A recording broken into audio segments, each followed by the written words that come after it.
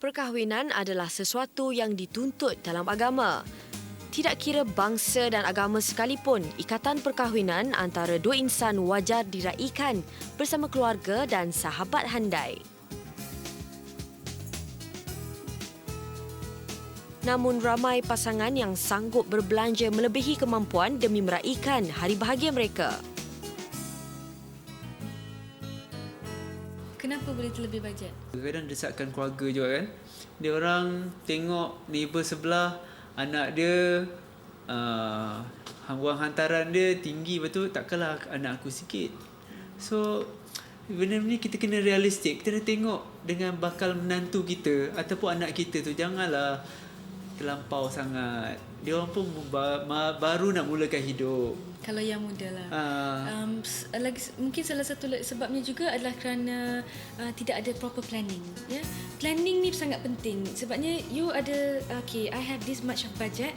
Macam mana I nak plan my budget ni untuk keseluruhan majlis saya. Bukan hanya untuk dekorasi, bukan hanya untuk wang hantaran, tapi overall, makanan, pakaian, cameraman, video dan everything. Jadi kena bijak dari segi itu. Terdapat pelbagai cara untuk meringankan beban perbelanjaan bakal pengantin seperti mengambil pakej perkahwinan yang sesuai dengan bajet anda. MHI juga bertanyakan pandangan orang ramai tentang isu ini. Inilah benda-benda yang macam boleh buat sendiri tu kita buat sendiri. Design kat sendiri, sewa baju, tak payah belilah, sewa. Pasal Lina semua sewa, kita fikir jangka panjang, kita taklah susah. Perkahwinan ni hanyalah adat sebenarnya kan. So yang penting tu, Islam pun mengatakan nikah, perkahwinan ini adalah mas kahwin. Kalau dulu kita majlis-majlis perkahwinan, kita kebanyakan bergotong royong. Kebanyakan yang terlibat saudara mara. Macam abang, adik-beradik yang ada saudara sepupu kan. Jadi bawa-bapak saudara. Jadi daripada segi bajet tu tak memerlukan belanja banyak, hanya tenaga saja. Ya, kalau buat sederhana lah, janganlah buat yang besar-besar. Rasanya kalau hutang tu. Jadi buat sederhana. Bersua kembali dan saya pasti topik ini pasti memikat hati ramai. Ramai yang cakap nak kahwin tapi tak ada duit. Itu tak apa lagi. Tapi ada yang nak kahwin tapi tak ada jodoh. Itu memang kita tak boleh nak tolong. Tapi kalau nak kahwin tak ada duit tu, apa kata dengarkan perbincangan kita hari ini. Hari ini saya bersama dengan Raja Andak Raja Husin, seorang perunding perkahwinan. Nama mesranya Raja Andak ataupun Pak Andak, 29 tahun lamanya. Telah pun berkecimpung dalam profesional lah, jururunding perkahwinan. Dan di sebelahnya ada Datin Suhaila Jamaluddin yang telah pun setia menggunakan khidmat Pak Andak ni. Nanti kita cerita dengan lebih lanjut lagi. So, biasanya kan Pak Andak kan, kalau cakap pasal perunding perkahwinan ni, dia charge mahal. Tak mampu, kita baik buat sendirilah. Apapun kita mulakan perbincangan kita hari ini mengenai bagaimana kos perkahwinan sekarang ni dah memang naik mendadak, terutamanya kalau kita tinggal di bandar-bandar. Mahal, segala-galanya mahal. Yang paling mahal sekali tu dah bab catering makanan lah. Biasanya duit tu banyak habis dekat situ lah. Dan kos-kos sampingan yang lain. Pak nak mulakan dulu. Sebenarnya Wardina memang betul. Kalau kita perhatikan daripada tahun 70-an, 80-an, 90-an dan 2000, perubahan di dalam persiapan untuk perkahwinan tu memang berbeza. Kadang-kadang kita rasa seperti tak percaya benda tu berubah dengan mendadak. Jadi kat situ kita perlu ada satu bajet perkahwinan. Memang penting. Dan salah satunya dia perlu ada ciri-ciri kepada ibu bapa dan juga pengantin tu perlu ada ciri-ciri. Salah satunya macam dia kena ada ciri-ciri yang bersifat merendah diri, kemudian kawalan keuangan dan juga kawalan perasaan. Begitu juga dengan aktiviti kemasyarakatan dan juga perbincangan dan plan perancangan. Okey, kejap. 6 ciri perlu ada. 6 ciri. Ya. Tadi yang benar, yang tertarik tu sikap sederhana, kemudian kawalan perasaan, dan pelan perancangan, kawalan keuangan, aktiviti kemasyarakatan dan juga secara ringkaskan mungkin dan juga perbincangan.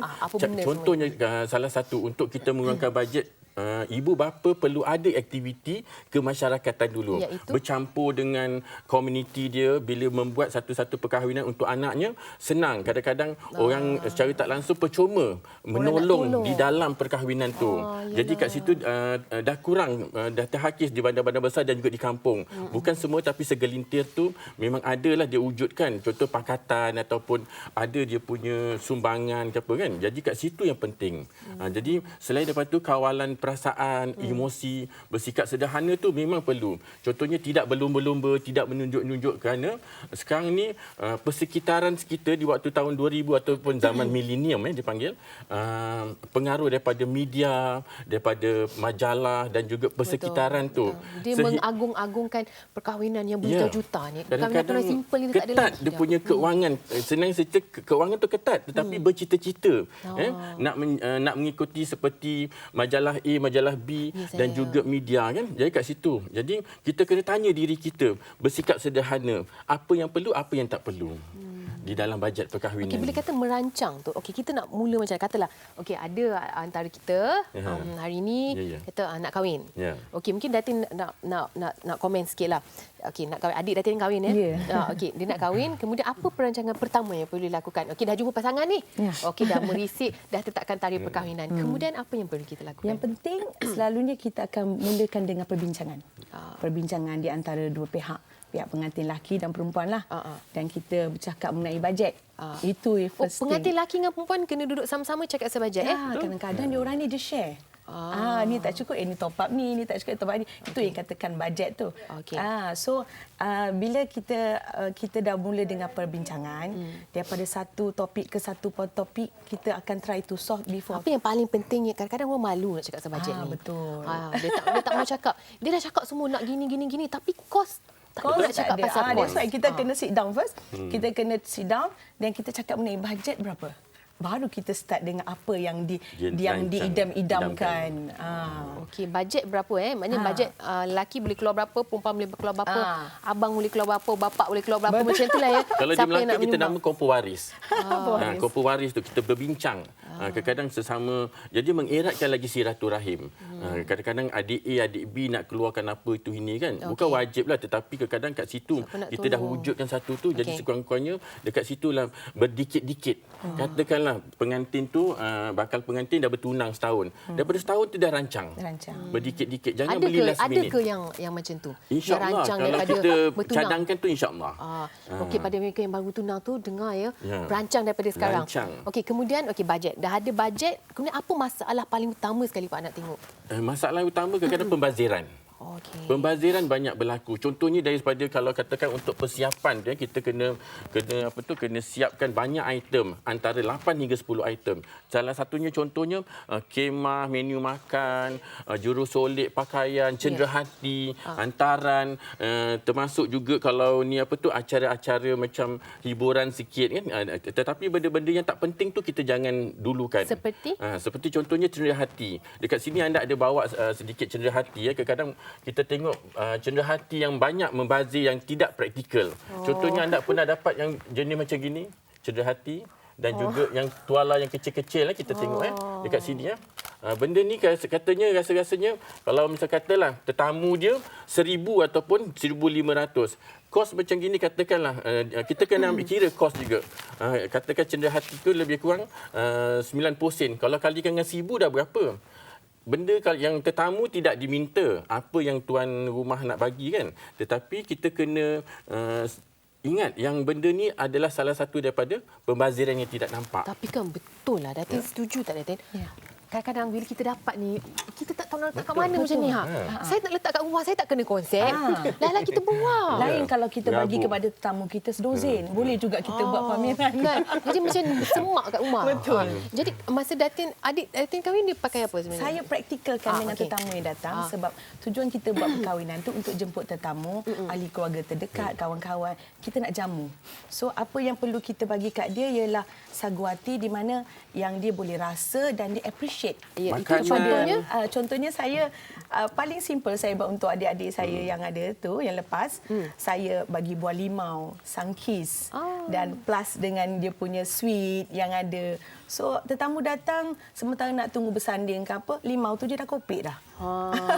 Jadi bakul tu masih ada. Kalau dia nak simpan terserah, kalau nak buang kita nak buat macam mana kan. Tapi apa yang kita ada 2 in 1. Appreciate dengan tak membazir lah. Makanan-makanan tradisional pun kita galakkan. Kurang-kurangnya kita menyokong kan industri makanan tradisional bahulu ke apa kan. Jadi saya tidak menyebelahi mana-mana pihak, tetapi kata orang tu lebih baik pada makanan lagi bagus daripada cenderahati yang kata orang tu tidak digunakan Tapi langsung. biasa dipakai kalau bagi telur dia macam ni. Bunga telur tu perlu atau tidak sekarang? Sebenarnya itu sebagai Kos tu cenderahati tinggi. memang dah sinonim dengan orang-orang Malaysia, Melayu Malaysia kan. Bunga telur adalah dalam perkahwinan. Boleh benda tu boleh makan, tetapi kita tengok bajet. Sebab apa? Kadang-kadang ada bunga-bunga telur yang mencecah sehingga RM11, RM9. Telur tu berapa sen saja. Kan? Jadi kat situ tuan rumah dan juga pengantin kena pandai berjimat dalam apa tu kata orang tu perbelanjaan tu. Okey, biasanya apabila orang datang kepada anda dia nak kahwin, katalah dia okey mereka ingin nak berkahwin. Nasihat Pak Anak yang pertama sekali tu apa agaknya? Nasihat pertama, saya biasanya macam Datin kan. Kalau macam kata yang pengalaman dia berlanggan dengan anda kan. Jadi saya akan beritahu cadangan pada dia. Biar berjimat. Biar kecil majlis tu tetapi sederhana, tetapi benda tu berjalan lancar. Tak banyak perlu perkahwinan macam tu. Ya. Dia Sebab banyak lagi you nak betul. tambah apa? I boleh buat apa saja untuk you. Kerana sekarang industri perkahwinan dah dikomersialkan. Betul. Jadi kita kena faham yang bila dah dikomersialkan memang bagus wujudnya banyak usahawan, tetapi kita kena tahu kawalan diri dan kawalan keuangan kita. Kadang-kadang ada pelanggan saya bawa majalah, saya nak baju ni. Baju tu selebriti yang pakai, sesuai tak? Sedangkan benda tu dah melangkaui, tapi kita tak nafikan sebab benda ni melibatkan ramai golongan. Ada mampu kita tak kisah, tapi yang tak mampu kadang-kadang selepas perkahwinan banyak guna duit bukan menuju pada hari itu sahaja. Betul. Mungkin Datin sewaktu adik-adik kahwin, apakah dia yang konsep apa, macam mana pula adik tu nak macam mana, dia tak berlaku pertelingkahan biasanya bila Selalunya kahwin memang macam tu. That's why saya bermula dengan perbincangan. Mengikut kemampuan. Kadang-kadang orang muda dia nak perkahwinan yang mewah, yang terikut-ikut. Sekarang ni yang famous apa? Yang dia nak tu apa? Yang famous macam garden wedding lah kan apa. So jadi kita okey boleh, tapi kita buat ala-ala garden wedding kan, since kita pun ada kawasan taman yang ni. So tapi kita ikut dia punya kemampuan, bajet. That's why kita ada perbincangan dengan kita punya wedding planner juga, apa yang perlu, apa yang tak perlu. Dan itulah orang kata kalau nak ikutkan kemampuan, memang tak mampu kita nak buat semua ikut apa yang dia nak, apa nafsu dia. Nafsu tu. Naluri dia. Takut nanti kita boleh dia punya nafsu kita layankan, tapi lepas perkahwinan takut dia pun kan tak boleh nak cover balik apa yang dah dikeluarkan semua. Itu mesti dititik beratkan. Okey, Pak Anat, kata-kata terakhirlah, apa lagi yang mungkin ingin disampaikan khusus buat mereka yang ingin mendirikan rumah tangga? Pada saya yang pengalaman saya selalu cadangkan pada pelanggan saya, iaitu perlu membuat persiapan awal. Seawal mana? Seawal katakan perancangan tu dia target dalam setahun setengah. Jadi bila katakan dah terbuka je hati untuk dilamar ataupun melamar, kedua-duanya dah membuat persiapan untuk mengumpul keuangan. Sebab dekat situlah bila ada berdikit-dikit, kalau lama-lama kata berdikit-dikit. Jadi kat situlah kita rasa persiapan tu satu pengalaman yang kita boleh simpan. Masa aku kahwin dulu aku berdikit-dikit, apa yang cita-cita aku dapat. Jadi kita tidak menyusahkan pihak kedua, ketiga. Ya, saya kan? betul. Jadi kat situ yang nak hubungi Pak Anat macam mana? boleh hubungi saya 013 6384 098. Sekali lagi, Pak Nak. InsyaAllah saya boleh bagi tips-tips untuk Okey, sekali lagi ikut 013 6384 098. Okey, terima kasih pada Datin. Adik-adik yang kami tu dah ada anak dah? Ada dah. Okey, terima kasih kita ucapkan kepada tetamu kita hari ini untuk kena memberikan tip. Yang penting, ni dia. Yang membazir ni tak mau kita kreatif sikit, berikan yang orang boleh pakai, yang orang boleh makan, bukan yang orang boleh buang, sebab ni pun banyak kos. Terima kasihlah Pak Endak. Terima kasih Wadina. Okey, kita akan berehat seketika selepas ini. Khas untuk warga Felda, ada sesuatu yang istimewa dan menarik untuk mereka dan juga untuk anda. Terus stay bersama kami di Malaysia hari ini.